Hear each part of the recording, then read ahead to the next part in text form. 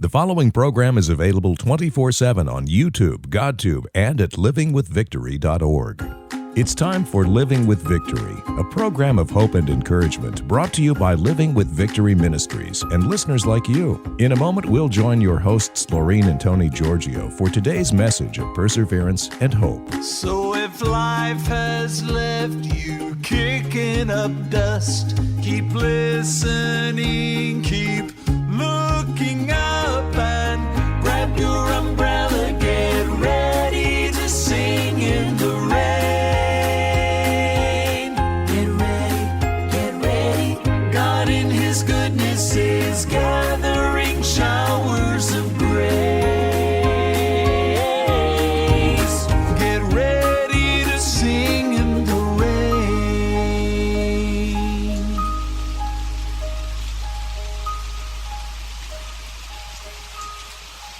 Welcome to Living with Victory, where life isn't about waiting for the storms to pass. It's about learning to have peace, joy, and victory in the midst of your storms, because Jesus is your umbrella. Hi, this is Tony Giorgio. Welcome to another edition of Living with Victory. And before we go too far, I want to take a few seconds here, maybe a minute, to let you know how to get in touch with us, all right? And we always forget that not everybody gets on the internet or uses a computer. So if you want to write us and give us your prayer request, or if you have comments on the program, which we truly love to hear about, and your praise reports, you can write us at Living with Victory, P.O. Box 1982. That's 1982. And I know you may not have something to write with, but we'll repeat it later on in the program. 1982, Maggie Valley, North Carolina, 28751. Okay, that's for Snail Man. We'll get back to you. And if you have a request of any kind, also, if you want, send us an email at livingwithvictory@gmail.com. And now, without further delay, let me introduce and say hi to my wonderful sidekick, Laureen, who has the topic of the day and the verse for today. Hi, everyone. I'm so glad you're joining us for this program today. It's called God's Love Within Us Enables Us to Love. Mark 12:28 through 31, and this is the Amplified Bible. One of the scribes came up and listened to them disputing with one another, and noticing that Jesus answered them fitly and admirably, he asked him, "Which commandment is first and most important of all in its nature?" Jesus answered, "The first and principal one of all commands is, 'Hear, O Israel, the Lord our God is one Lord, and you shall love the Lord your God with your whole heart, and with all your soul, your life, and with all your mind, with your faculty of thought and your moral understanding, and with all your strength. This is the first and principal commandment." Wow. I got to pause on that and think about what he is saying, how you should love your God. The second is like it, and is this: you shall love your neighbor as yourself. There is no other commandment greater than these. Now, I know we've all heard these commandments. There's so much here that to just read it once or twice, you can't really absorb this into your heart, your soul, and your entire being. You just have to go back and read it over and over and over, because he is saying how to love God, because he knows that we can't love our neighbor without his love. That's true. Being human and in and of ourselves, we get so caught up in our own problems, our own storms, our own situations, and we tend to look inside us that we can't see another person hurting. Jesus in Matthew 14:14 says, "When he went ashore and saw a great throng of people, he had compassion, pity, and deep sympathy for them, and cured their sick." You know, we could be living right next door to a neighbor that is hurting so badly they can't see a way out. But if we can't get our minds and our eyes off ourselves and love God the way He is wanting us to love Him. I have a quote from Pat Williams' book also, and by the way, we are offering the Pat Williams Unsinkable. His book is available free of charge, and you can just email us or go to the website, and I'll tell you a little more about it later. We're offering it to you as a resource. Wonderful read. But he quotes Mother Teresa in the book here about this exact subject of loving, and she said, I have found the paradox that if I love until it hurts, then there is no more hurt, but only more love. Just think of that. You get yourself off your mind, so to speak, and you become a lot better and feel a lot better because you're giving out of that compassionate spirit that God gave you. And you get yourself sort of off your mind. And even with Leo Tolstoy, the simplest and shortest ethical precept is to be served by others as little as possible and to serve others as much as possible. And Jesus came to serve. James 1:27 says, external religious worship, religion as it is expressed in outward acts, that is pure and unblemished in the sight of God the Father, is this: to visit and help and care for the orphans and widows in their affliction and need, and to keep oneself unspotted and uncontaminated from the world. I know we've heard these words so many times, and I know there are a lot of people out there who are going through horrendous things right now. You might be saying, how could you expect me to care about somebody else when I'm in such chaos and have such a mess going on? We have a tendency to just keep ourselves on our mind. But when we step out and decide to do as Jesus said, understand it's going to be hard. You know, you cannot love someone unless you get to know them. And that's why He is saying to walk with Him, have a relationship, pray constantly, read His Word, and don't just read it as you're reading a book and just run through it. It's great to say, well, I read the Bible in a year, but you want to be able to say, I read His Word and it is now a part of me. If you're not reading it and really digesting it on a regular basis, you're not really going to get it inside of you at all. It's just like, reading a book you read last year and now try to quote something from it or remember it. Very difficult to do. You really have to dissect it and feed it into your mind, your body, your soul. And with the Bible, if I didn't do that on a regular basis, it would be a lost cause. When you keep yourself on your mind and you get so caught up in the storm that we are in, but He's telling you to love our neighbors as ourselves, that does take another dimension. Do you remember that whole mess of moving into Florida? Yes. Right? Oh, okay. Yes. And there we are in Fort Lauderdale, prospering. We had the home, we had the money coming in. But as God would do when He wants to take you and change everything because He has a different plan in mind. And this is the thing. It's God's plan. It's not ours. And, for all intent and purpose, it was going so well. I mean, there was nothing we did without at that point. After all that happened in New York, we really built a life for ourselves. We sure did. Everything was just great. And all of a sudden, 7, 8 years it is, everything came to a halt overnight. I mean, it didn't take 5 years. It didn't take 2 months. It was over. Daddy, the owner of the company, retired, and his son took over. His son and my direct boss, who was the vice president of financing, did not see eye to eye. he took it out on our department to save on a budget. And I tell you, we always came in under budget, never a problem. Well, he cut out jobs. The manager went first, yours truly.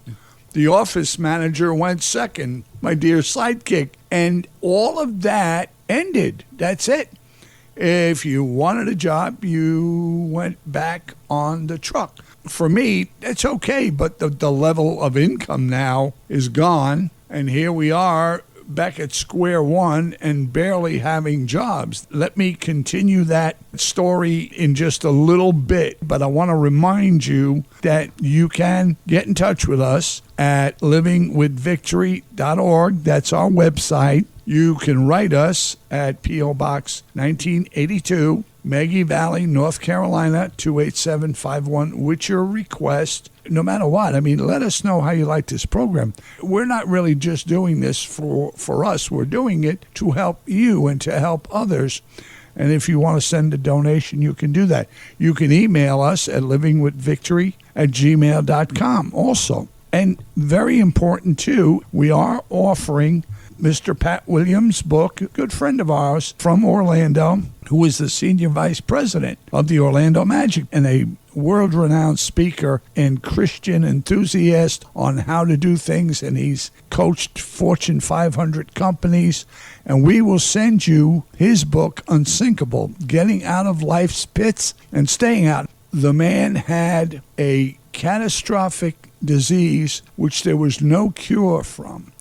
And this was 6 years ago, and he survived it.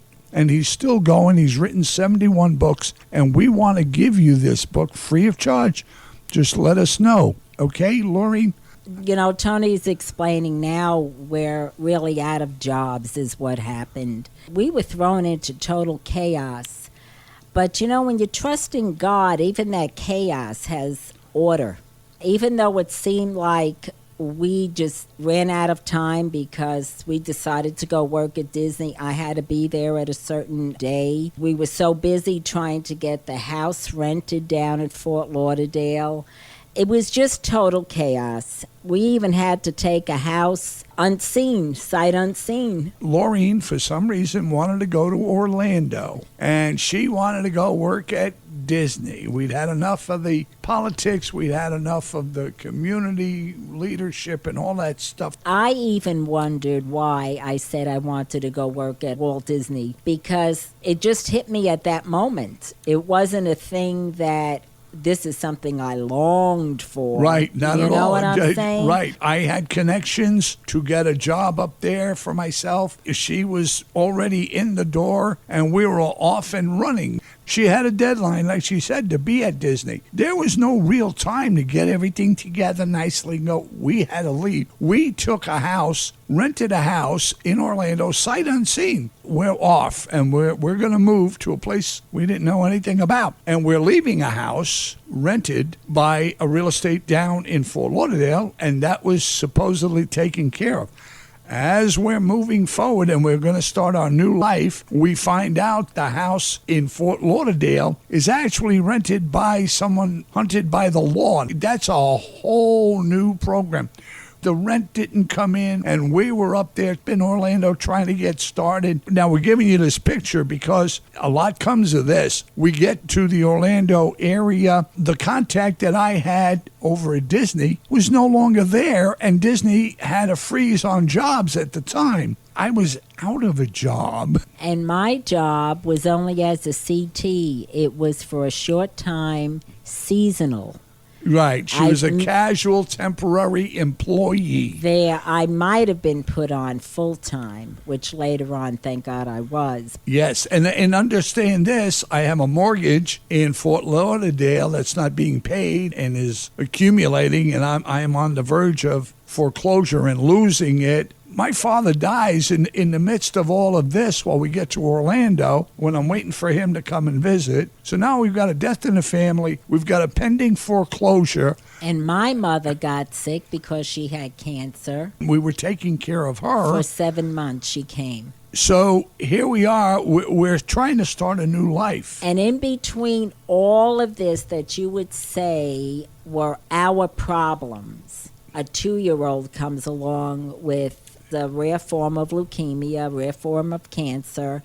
It seemed like all of our attention was drawn to him. Understand, we didn't have an organization. It was just Laureen and Tony, 2 individuals living life. And life, again, bit us on the nose, okay? And here we are again. And this little boy, little sweetest thing you ever saw, 2 years old, I think he was. Dad owned a gas station in the area, and they were turning the child away. We looked at each other like, are you nuts? Out of all of this, and I'm still trying to get employment, and my father's dying. And we took on this plight of this family without an organization, with nothing, but to try to help. Why we came to Orlando was God put it on her heart. We didn't know why we had were no going, idea. but God knew that this little boy needed help. And who would ever think 2 people that were so messed up in New York were coming down to try to help this little boy? I mean, it made sense. Yeah, we were trying to stabilize in the area. Moved right into the neighborhood where this little boy needed help in this family. Remember, the house was taken sight unseen. Again, we're tumbling downhill, you'd say, by society standards. We're out of work. We're losing money. We got a house in foreclosure. We lost it. Right. We lost it. And trying to run back and forth to Fort Lauderdale, you have to understand the chaos. But I got so taken by this family and the plight. They were working people. They had a sweet boy. They're telling him he's going to die. You know, take him home, make him comfortable because you owe us $26,000. Right here, I would like you to just stop and think about that. This boy was dying, and they told the parents, take him home and make him comfortable. Try to put yourself in these parents' place right now at this moment. There's a hospital that has an experimental treatment, but they're refusing to give it to them because of money. The fact of the matter is, your son's going to die, and you can't do anything about it. What can I do about it without money, without a job, being tossed to the wind, and my father dying? This all happened at the same time. God wanted Compassion Children's Foundation to be born, and he sent this little boy as the catalyst. And you have to understand the way we came along with our own problems from New York on the state aid and all of that. It was a training ground that we didn't realize was going to end up in Orlando, trying to help this one little kid and use everything that had come against us to help him. God knows the end from the beginning. He Exactly. knows exactly where you are in your problem right now. And if you're hurting like we're describing, get yourself off your mind. You'll feel better. In the midst of all that mess, when the clouds cleared, that Christmas, both families came together in love. Your family and my family, because it was the first Christmas without your father. Right. And it was the best Christmas of love that we had had in a very long time. There was a healing process there, number one. Yes. God at work. Number two, that little boy graduated from a Christian academy, and he's teaching school. We managed to talk that hospital into taking him back, giving him the chance he needed, and he survived it. He's got to be in his 30s today, Yes. and he's teaching somewhere in upper Washington State, I think it is. Okay, and he's cured where they literally threw him away for $1. But I have to tell you this, we didn't have the organization, Compassion Children's Foundation, at the time. We formed it. Understand that we were so consumed with this situation, this family, forgot all about what was going on with us at all. I just want to read the word compassion, Webster's Dictionary. A suffering with another, painful sympathy, a sensation of sorrow excited by the distress or misfortunes of another, pity, commiseration, Compassion is a mixed passion compounded of love and sorrow. At least some portion of love generally attends the pain or regret. But I have to say that love, Jesus' love, is the love that propels you. But you can't get that without getting close to him. And I have to say a life that is not close to him is missing something that is just so beautiful and so precious. And we just urge you to just walk with him. You know, if you give of your need, and I know, a lot of us, we have catastrophic diseases going on, financial debacles. We were encountering a lot of that. Don't forget, I had the blood clots. That's what catapulted me into leaving New York. But out of all of that, within me, the Spirit of God was dwelling, and I didn't even know what was going on because I got so taken by this whole situation of this child that the foundation was born. Right, and our problems just seem to be like shadows. Like nothing. Really? The house was foreclosed on, but we were blessed with them just dismissing it. We didn't know anything. None of it really hurt us.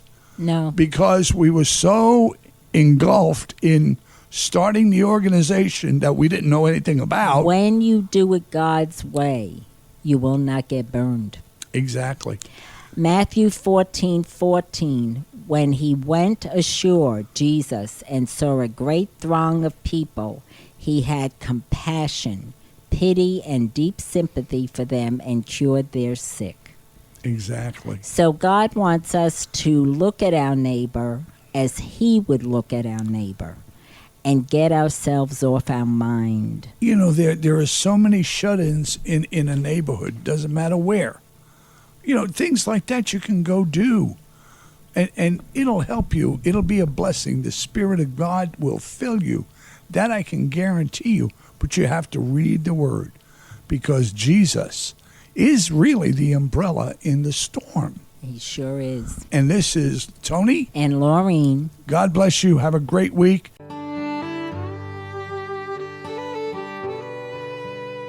Help Laureen and Tony in their ministry by becoming a Living with Victory partner. You can make a donation of any amount through PayPal at livingwithvictory.org or send your check to Living with Victory, P.O. Box 1982, Maggie Valley, North Carolina, 28751.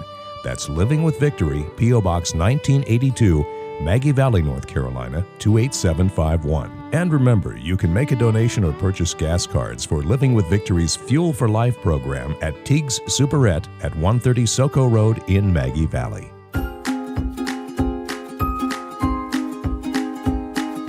You've been listening to Living with Victory with Laureen and Tony Giorgio, who for over 30 years have advocated for seriously ill children through Compassion Children's Foundation, today known as Living with Victory Ministries. Support for this radio ministry and our outreach programs comes from listeners like you. Many families that have children that need daily treatments for their illnesses are extremely challenged due to the cost of simply getting to the treatment facilities. Our Fuel for Life outreach supplies gas cards to families at 4 children's hospitals. You can support our outreach programs by sending your tax-deductible donations to Living with Victory, P.O. Box 1982, Maggie Valley, North Carolina, 28751. If you'd like to become a sponsor of this radio ministry, we'd love to hear from you as well. Thanks for listening. So if life has left you kicking up dust, keep listening, keep looking up, and grab your umbrella, get ready to sing in the rain. Get ready. God in His goodness is gathering showers of grace. Get ready to sing in the rain.